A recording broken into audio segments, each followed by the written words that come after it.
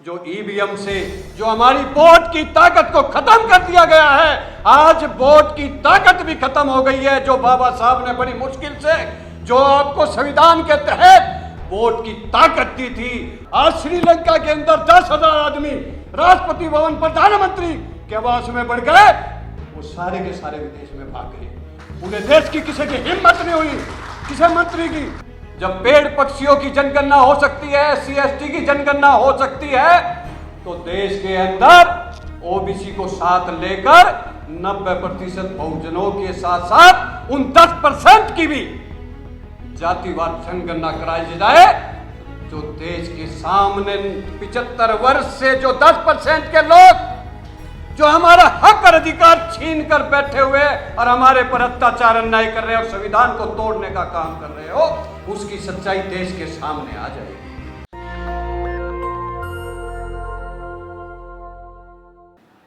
पिछले 2 साल से लगातार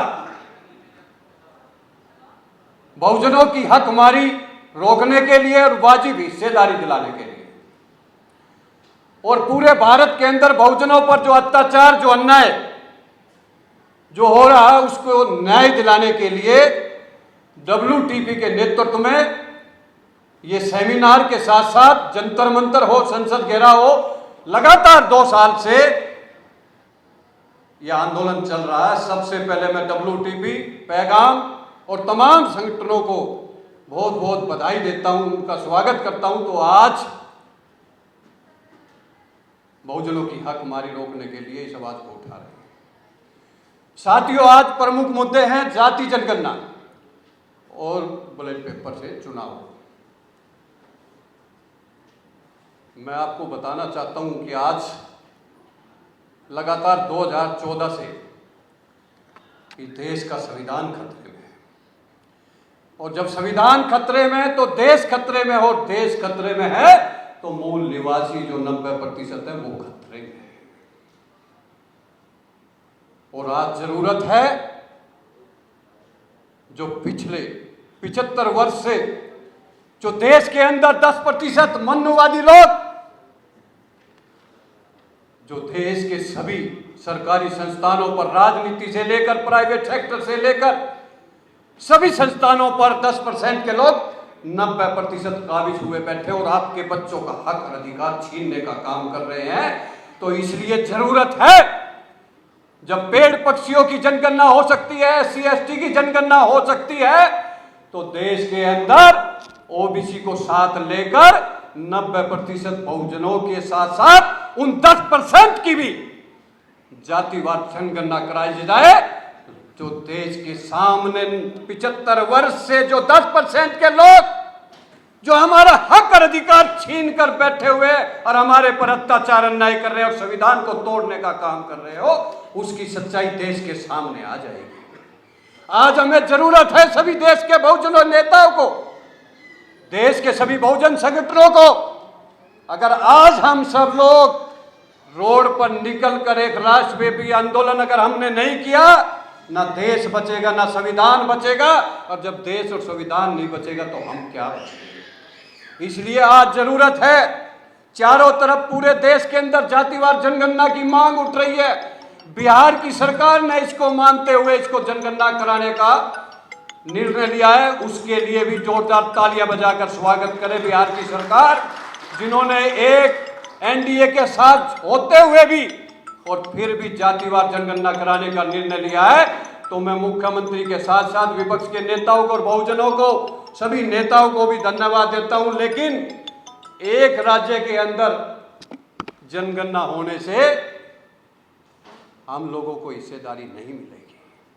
हिस्सेदारी जब मिलेगी जब पूरे देश के अंदर, राष्ट्रीय लेवल पर, पूरे भारत के अंदर एक एक बहुजन की और एक एक मनुवादी की जनगणना होकर ईमानदारी से अगर वो सामने आएगी, तब जाकर इस जनगणना का फायदा हमारे बहुजनों को मिलेगा।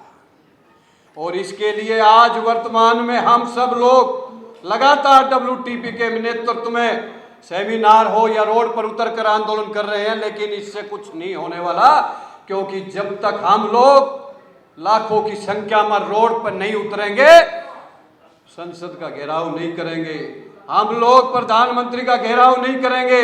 पूरे देश में गांव गांव तक जाकर एक एक बहुजन को जो उनका हक छीना जा रहा है, जो उनके आरक्षण को तोड़ा जा रहा है, जो बाबा साहब के संविधान को तोड़ा जा रहा है, बैलेट पेपर के जो ईवीएम से जो हमारी वोट की ताकत को खत्म कर दिया गया है।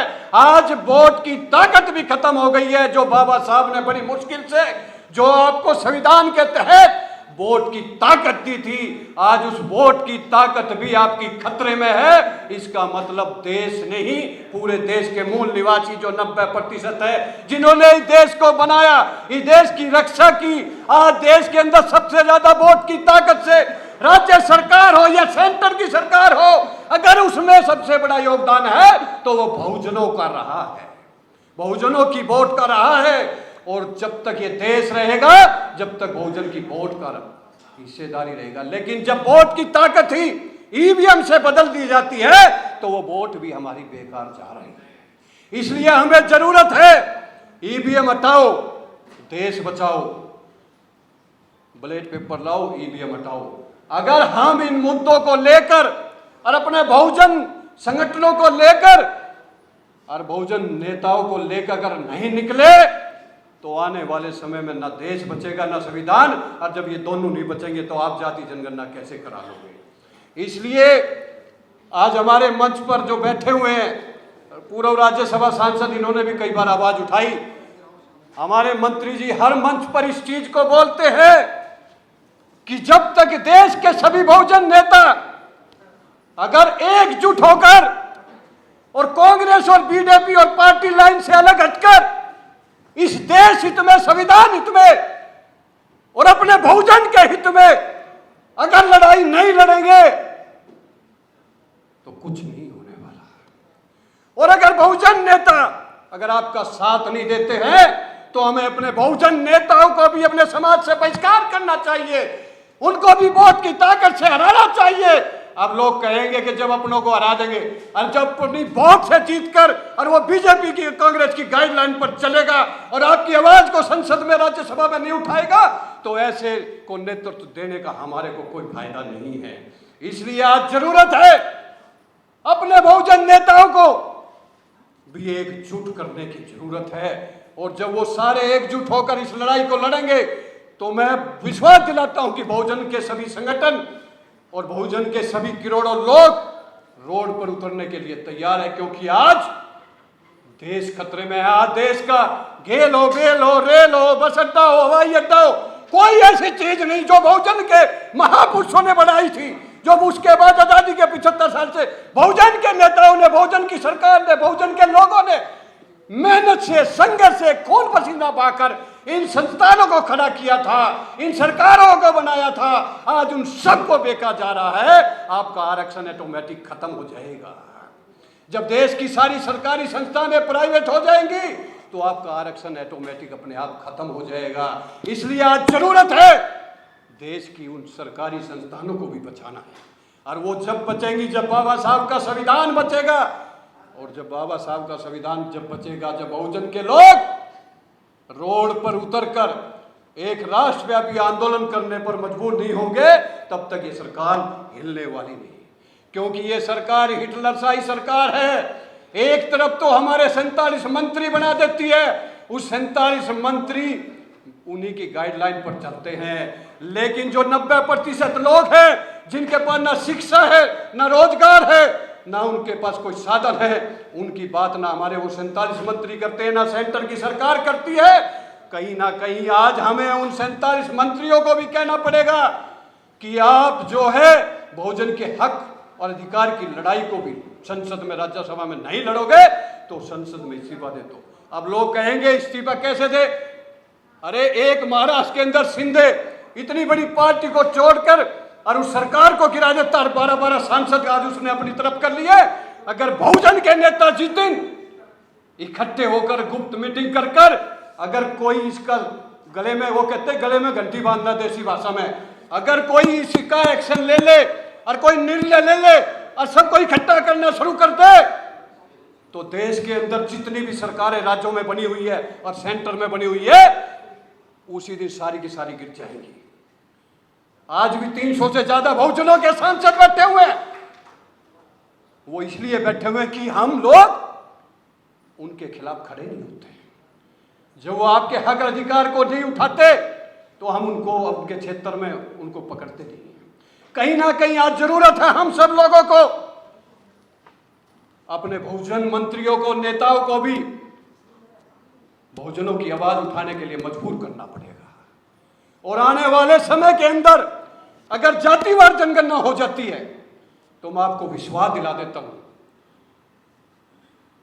अगर ईमानदारी से ये हो जाए और ईमानदारी से लागू हो जाए तो इस देश की न्यायपालिका, राजनीति और कार्यपालिका, प्राइवेट सेक्टर, कोई भी संस्था में हो, उसके अंदर आपकी हिस्सेदारी बढ़ जाएगी और आपके अंदर जो गरीबी, सामाजिक, आर्थिक जो व्यवस्था खराब है पूरे देश के अंदर, उसमें सुधार हो जाएगा। और जिस दिन आपकी सामाजिक और आर्थिक स्थिति मजबूत हो जाएगी, उस दिन आप राजनीति में बहुत मजबूत हो जाओगे, उस दिन आप लड़ाई लड़ने के लिए मजबूत हो जाओगे और उस दिन ही आप डॉक्टर, इंजीनियर, आईपीएस बनने के लिए जो बाबा साहब ने संविधान में दिया था, उस दिन आपको हक अधिकार मिलना शुरू हो जाएगा। आज देश के अंदर अग्निपथ पर बात चर्चा चल रही है, कह रहे हैं उसके अंदर जाति का कॉलम। मैं विपक्ष के नेताओं को यह कहना चाहता हूं, आप कितने बेवकूफी वाली बात करते हो। ये जाति व्यवस्था तो 5000 वर्षों से चल रही है और आर्मी के अंदर मैं खुद 2010 से इस लड़ाई को लड़ रहा हूं। आर्मी के अंदर जातियों के नाम से रेजिमेंट बनी हुई है और आज देश का महामहिम राष्ट्रपति, उसकी बॉडीगार्ड के अंदर जब भी भर्ती निकलती है, सांसद जी बैठे हैं, मंत्री जी बैठे हैं, सिख और जाट और राजपूत के अलावा आज तक कोई राष्ट्रपति की बॉडीगार्ड के अंदर भर्ती नहीं हुआ। 75 साल से वही जाति। क्या ये जातिवाद नहीं? विपक्षी नेता ये कहते हैं कि आज तुमने जाति का कॉलम कैसे कर दिया। अरे जब सिख, जाट, राजपूत, गोरखा, मराठा, नागा, ये क्या है? ये जातिवाद है। ये जातिवाद आज से नहीं और अग्निपथ से नहीं, ये तो आपको वर्षों से चला रहा है। ये जातिवाद तो वर्षों से चला रहा। तो मैं विपक्ष के नेता को कहना चाहता हूं, ये जातिवाद खत्म करना है तो अग्निपथ को खत्म कराइए। देश के अंदर जो आर्मी के अंदर जातियों के नाम से रेजिमेंट बनी है, उनको बंद कराइए और हिंद रेजिमेंट के नाम से बना दीजिए और उसमें भर्ती कर दीजिए। राष्ट्रपति की बॉडीगार्ड के अंदर सिख, जाट, राजपूत के आज 75 साल से एक भी आदमी भर्ती नहीं हुआ। बाकायदा उसके अंदर कॉलम में लिखा होता है सिख, जाट, राजपूत ही अप्लाई कर सकते हैं। क्या यह जातिवाद नहीं है? जातिवाद है, खोर जातिवाद है, पेवर जातिवाद है। गोरखा रेजिमेंट में सारे गोरखा है, सिख रेजिमेंट में सारे सिख रेजिमेंट है। मैं लड़ाई लड़ रहा हूं अपने समाज की, इससे मुझे इसके ऊपर पूरी पीएचडी है, मैंने पूरा वो किया हुआ। क्या जातिवाद नहीं होती तो उस समय ये जाति के नाम से रेजिमेंट क्यों करी? क्योंकि उस समय कुछ गद्दारों ने इस देश के खिलाफ जाकर उन अंग्रेजों का साथ दिया था, तो इस देश को गुलाम बनाए हुए थे। और हम बहुजनों के महापुरुषों ने, हमारे पीरों ने अपनी कुर्बानी देकर, शहादत देकर, उनके खिलाफ लड़ाई लड़कर 200 साल की गुलामी को, इस देश को आजाद कराने का काम किया है। कितनी बड़ी कुर्बानी, कितना बड़ा इतिहास बहुजनों के महापुरुषों का, बहुजनों के वीरों का। लेकिन आज सबसे ज्यादा हकमारी हमारी हो रही है। इसलिए आज जातिवार जनगणना के लिए इस बंद कमरे के बाद पूरे देश के जितने भी संगठन आए हुए, जितने भी नेता हैं, इसको पूरे देश के अंदर गांव-गांव तक ले जाकर, सोशल मीडिया से लेकर और पूरे गांव के एक एक आदमी को जगाकर, और इस दिल्ली को जिस दिन जाम कर दोगे और जय भीम, जय फूले, जय मंडल, जय संविधान का नारा पूरी दिल्ली में होगा। आज श्रीलंका के अंदर 10,000 आदमी राष्ट्रपति भवन, प्रधानमंत्री के आवास में बढ़ गए, वो सारे के सारे विदेश में भाग गए। पूरे देश की किसी की हिम्मत नहीं हुई, किसी मंत्री की। अरे हम तो 90% है और एक आदमी 1 लाख पे भारी है और आज हम ऐसे मर्द अवस्था में पड़े हुए हैं। बड़ी बड़ी बातें करते हैं मंचों पर, बड़े बड़े नेता आएंगे, अभी यहाँ पर जाति जनगणना की बात कर जाएंगे और उसके बाद मोदी जी के सामने सिलेंडर कर देंगे, कोई सोनिया जी के सामने सिलेंडर कर देगा। अरे भाई, मैं आपसे कहना चाहता हूं, मैं किसी पार्टी से नहीं जुड़ा हुआ और मैं दावे के साथ कह सकता हूं, अगर आज कांग्रेस और बीजेपी से ज्यादा अगर अपने बहुजन एमएलए और मंत्रियों को पकड़ना शुरू कर दो, उनको क्षेत्र में बढ़ना बंद कर दो, उनका अपना बहिष्कार कर दो, अब लोग कहेंगे तो पागल है, हमारे जितने ये भी चले जाएंगे। कैसे चले जाएंगे? अरे बाबा साहब ने ऐसा काम कर रखा, ये छा नहीं सकते। अगर रिजर्व सीट आज खत्म हो जाए, उदित राज कभी सांसद नहीं बन सकते थे। आज हंसराज कभी सांसद नहीं बन सकता था। बाबा साहब की देन है जो आज डॉक्टर, इंजीनियर, आईपीएस और देश के अंदर ये सांसद बने हुए हैं। और जब सांसद बनता वही मंत्री बनता। कहने का मेरा मतलब यह है कि आज देश खतरे में है, संविधान खतरे में है, तो इसका मतलब बहुजन खतरे में है। आज देश बेका जा रहा है। आज ईवीएम की वजह से धांधली कर कर हमारी वोट को खत्म करके और उसको जिताया जा रहा है जो पहले से हारा हुआ है। इसलिए आज हम सब लोगों को इस WT के मंच पर यह संकल्प लेना चाहिए, मिशन लेना चाहिए। जितने भी हमारे सांसद मंत्री आए उनको आज यहां पर बिल्कुल विश्वास दिला के जाना चाहिए। और मैं बीजेपी गाइडलाइन से, कांग्रेस की गाइडलाइन से, चाहे वो आम आदमी पार्टी हो, कोई भी पार्टी हो, अगर उससे हटकर अपने समाज की बात करेंगे तो हम आपके साथ हैं, वरना हम आपका बहिष्कार करेंगे। जिस दिन आप ये करना शुरू कर दोगे उस दिन आपके बहुजन के नेता भी आपकी आवाज को उठाना शुरू कर देंगे। और अगर आप नहीं आवाज उठा सकते तो इस्तीफा दे दीजिए एक बार और हमारे बीच में आ जाइए। बिल्कुल नहीं देंगे इस्तीफा, क्योंकि सत्ता में जाने के बाद इस्तीफा देने के लिए 90 के दशक में नेता होते थे, लेकिन आज के दशक में इस्तीफा देने वाला कोई नहीं है। इसलिए मैं कहना चाहता हूं, समय का अभाव है। जातिवार जनगणना के लिए हमें गांव-गांव जाना पड़ेगा, अपने नेताओं को भी साथ लेना पड़ेगा, अपने संगठनों को भी साथ लेना पड़ेगा और संविधान को भी लेकर चलना पड़ेगा। और जिस दिन हम अपने महापुरुषों के पद पर चलेंगे, उनकी तरह संघर्ष करेंगे, तो मैं आपको विश्वास दिलाता हूं 2024 के अंदर देश के अंदर एक बहुजनों की सरकार बनेगी और उस दिन ही देश को तरक्की की तरफ जाने से कोई रोक नहीं सकता। उस दिन बहुजनों के हक को कोई रोक देने से रोक नहीं सकता और उस दिन कोई बाबा साहब के संविधान की तरफ आंख उठाकर नहीं दे सकता। इसलिए आओ हम सब मिलकर आज संकल्प ले और मिशन बनाए कि हम जातिवार जनगणना नहीं तो वोट हम नहीं देंगे, चाहे कोई भी चुनाव हो, हिमाचल का हो, गुजरात का हो, कोई भी हो। क्योंकि बाबा साहब ने ये गुट्ठे की ताकत जो आपको दी है ना, इसी की वजह से ये झुकते हैं आपके आगे, और कोई रीजन नहीं आपका। इसलिए इस वोट की ताकत को आपने बचा लिया और ईवीएम को हटाओ और भाजपा को भगाओ, या ईवीएम को हटाओ, देश बचाओ और जातिवार जनगणना कराकर जिसकी जितनी संख्या भारी उसकी उतनी हिस्सेदारी। 90 पे 10 का राज नहीं चलेगा, नहीं चलेगा। इन नारों के साथ हम सब लोगों को रोड पर उतरना पड़ेगा, अपने महापुरुषों के पचिनों पर चलना पड़ेगा। उस दिन कोई ताकत नहीं, कोई पार्टी में दम नहीं जो आपकी हक और अधिकार को देने से रोक सके, जो संविधान को तोड़ सके। इसलिए आओ हम सब मिलकर बहुजनों अपने महापुरुषों के पचिनों पर चले, उनके बनाए हुए रास्ते पर चलते हुए इस देश के संविधान को बचाए और जातिवार जनगणना कराकर उसकी हिस्सेदारी 90% बहुजनों को दिलाने का काम करें। और ईवीएम हटाओ, बैलेट पेपर लाओ, इस आंदोलन को साथ लेकर चलेंगे तो एक दिन कामयाबी मिलेगी और आने वाले समय में बहुजन ही देश पर राज करेगा। जय भीम। नेशनल दस्तक की आपसे गुजारिश है कि अगर इसको बचाना चाहते हैं तो नेशनल दस्तक को सब्सक्राइब करने के लिए रेड कलर के सब्सक्राइब बटन को दबाएं, फिर बेल आइकन की घंटी दबाएं। नेशनल दस्तक को बचाने के लिए बहुत जरूरी है कि हर खबर को शेयर करें, लाइक करें, कमेंट जरूर करें।